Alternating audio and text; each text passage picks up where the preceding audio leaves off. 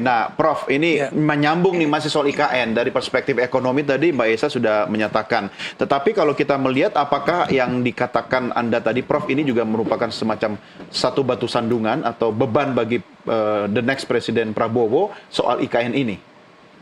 Ya, jadi begini ya.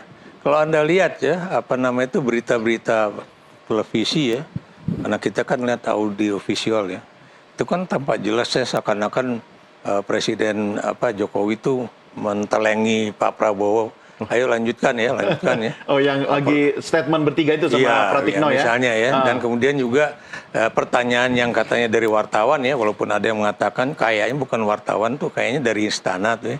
Yang perempuan yang mengatakan, jadi gimana Pak Prabowo akan melanjutkan program IKN atau enggak kan? Pak Prabowo kan mengatakan, iya nanti sekitar 20 tahunan. Kenapa demikian? Karena itu harus step by step ya, step. Dan kemudian tiba-tiba kok Prabowo seakan-akan yakin bahwa itu akan dilakukan dalam 5 tahun ya. Padahal Sri Mulyani sendiri kan mengatakan untuk tahun 2025 itu anggaran untuk IKN itu malah nggak jelas ya. Angkanya berapa? Dan Prabowo kalau dia harus milih makan siang gratis atau meningkatkan gizi anak-anak sekolah dan ibu-ibu hamil dengan IKN, pasti dia akan milih program ini. Karena ini adalah janji politik kampanye dia, ya. Bukan dia harus melanjutkan legacy ya dari Jokowi ya. Tapi kan dia berjanji kepada Jokowi.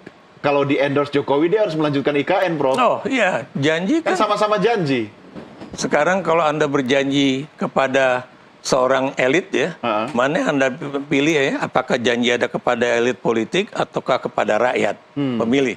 Kenapa demikian ya? Sebab biar bagaimanapun Prabowo ini masih mungkin terpilih lagi dalam pemilu presiden pada 2029 mendatang ya, dan mudah-mudahan beliau sehat.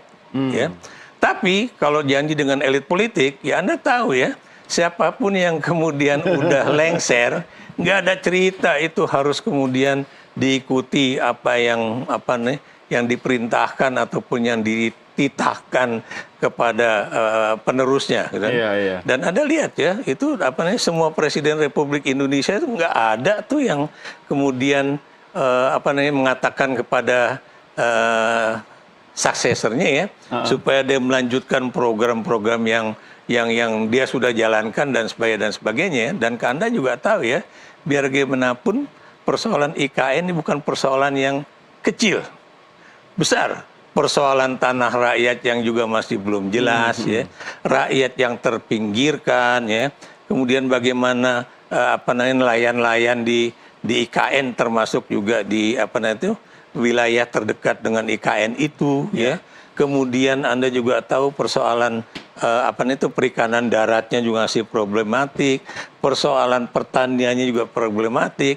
Jokowi bisa bilang sekian puluh dam dibangun pada masa pemerintahnya selama 10 tahun. Pertanyaan saya, dia kok tidak mengutip sedikit pun ya pernyataan beliau bahwa Indonesia akan menjadi lumbung padi dunia atau lumbung pangan dunia. Mana dia kok dalam pidatonya tidak satu kata pun. Padahal bendungan yang dibangun itu maksudnya untuk irigasi untuk persawahan itu, irigasi persawahan, pertanian.